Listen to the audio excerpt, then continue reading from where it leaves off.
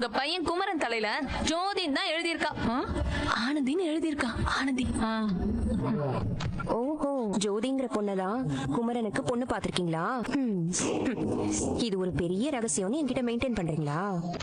கூடிய சீக்கிரமே ஜோதி வீட்டுக்கு நம்ம பொண்ணு கேட்டு போறோம்னு சரகர் கிட்ட சொல்லி வைமா. அண்ணனையே நம்பிட்டு இருக்காம நம்ம அடுத்த கட்ட வேலையை பார்ப்போம்.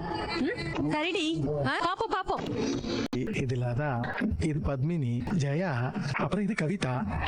இல்லைங்களேம்மா, எல்லாம் செக் பண்ணிட்டேனே. ஜோதிங்கிற போட்டோவை நான் கொடுக்கவே இல்லையாமா. கொடுக்கவே இல்லையா?